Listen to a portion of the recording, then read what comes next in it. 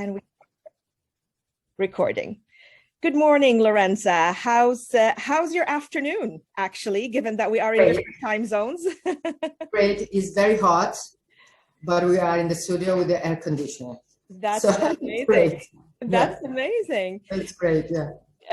So I want to start with the very first question I have in mind, which is all about your journey as a designer. And what I'm also more interested in is also as a human being and how both impact each other. I'd love for you to tell us a little bit more.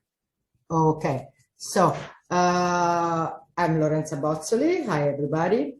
I was born and raised in Milano in the 70s.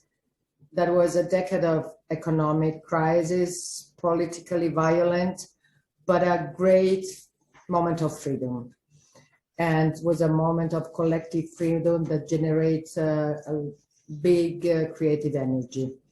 So my family also is a creative family. My uncle, architect and designer, my grandfather, engineer, my grandmother and my sister, opera singer, and my mom, a strong, open-minded woman with a true feminist who dressed Christian Dior and Courage. So all of them, with their example, have certainly contribute and stimulated my creativity without ever hindering my expressiveness. So I attended art school in Brera in Milano, but without ever thinking about learning a profession. I was quite busy living rather than studying. And I was interested in that moment in beautiful dresses from the 50s of my grandmothers and my mother that I found in the attic and that I wore in search of my identity in a new and unprecedented way, going to school at 8 o'clock in the morning, dressed in a ball gown, evening ball gown dress, while outside there were demonstration of youth protests, so, and a violence atmosphere. So fashion was my first field of invention. In fashion, I think you train a certain flair to intercept changes, constant tension towards what's happening on fields without prejudice and totalizing aesthetic sense. This is really totalizing, I think. So this is my start. This is really amazing. I love how you mix the human and the impact of your humanity and your background and, you know, your mom. And I love the fact that your mother is a feminist. Way to go, Lorenza. Absolutely. Absolutely. Love it. Now I realize it because, you know, she was not looking like really an activist of feminist because she was dressing Dior and all these things. So it was not like the look of the feminist in that moment. But now I realize that she really was a really tough feminist woman. Yeah, I think feminists, you know, are misunderstood. Totally misunderstood. Feminists can be in Dior and in Chanel. Yeah, they don't have to have horrible hair and horrible sense of fashion. I hear you 100%. Absolutely, I agree. 100%. So that's the thing. You've started in fashion design.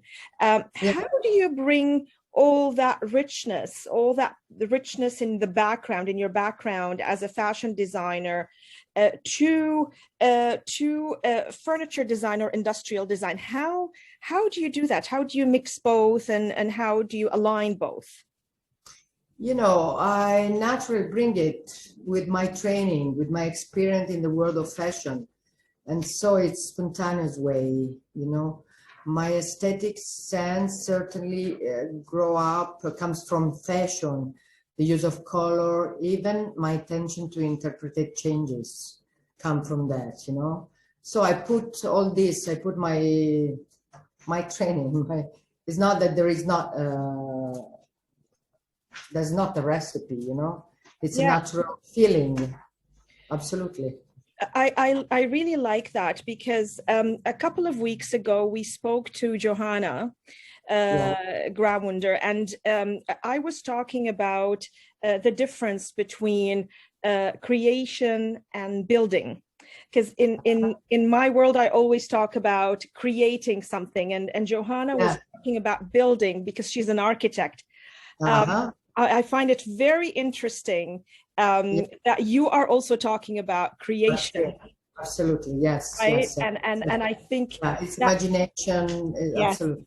Yes, it's not a structure, it's not a process. No, absolutely, it's a freedom, completely freedom. Then I come from a period of freedom, so it's a habit to be free, you know, free thinking, out of the box. Also for the moment when I raised up was the period, you know, and I still bring it in all what I do. And I think we can tell with, you know, with the Infinito, the Tarantino, the Abbracci. I know I fell in love with the Abbracci the moment I saw it. I'd love for you to tell us a little bit more about, you know, the inspirations of each and every one of those pieces that are in my head extremely nostalgic, but extremely contemporary. So I need to hear more from you with your own words. Well, Tarantino is a sofa that reinterpreted the 70s in a contemporary key. The name is Tarantino because he also is a great lover of the cinema of the 70s, and he did the same, like he remade it in a contemporary key. So that's why it's the name. And then as an informal and comfortable seat that invites you to idleness, and it's upholstery in corduroy that is a leisure fabric typical of those years, you know, the pants with corduroy was a way of living, no? So, and it's a sofa that you lay down really in an informal way, you know. Maybe in the 70s you were smoking a puff, and now you watch Netflix. No, I don't know. It's a two different way of living, but it's always come from. So it's a way of living in this way. And Infinito, I think in the name there is the intention, you know, because it's a modular sofa that with a few models allows great freedom and originality of composition.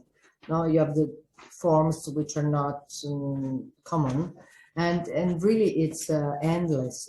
There's endless possibility of composition.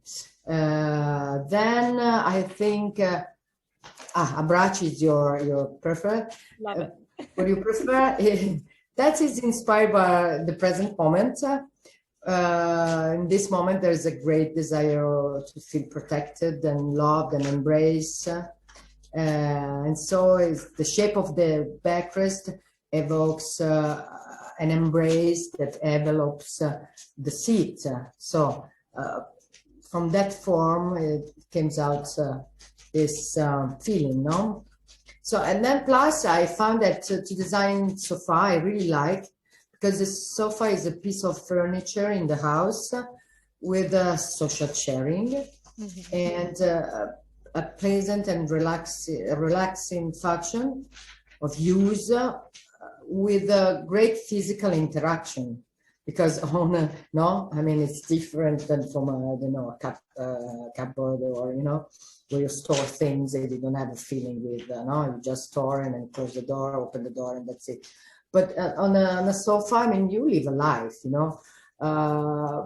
You can lie down, you can sit, you can sleep, you can eat. I mean, it's not passive. So this, I really like to design sofas. I think it's interesting and pleasant. I love that. I love that. And I guess my last question to you is, why the collaboration with Ghedini, 1961? I think that's very, very important. Yeah. I knew Ghedini for his great tradition in metalworking. And I was pleasantly surprised when Stefano Giovannoni, the art director, a friend of mine, proposed me to design the sofas for the new upholstery collection. of Ghidini in 1961. I think it is a company that faces new challenges, and with great enthusiasm, lots of investment and confidence in the future.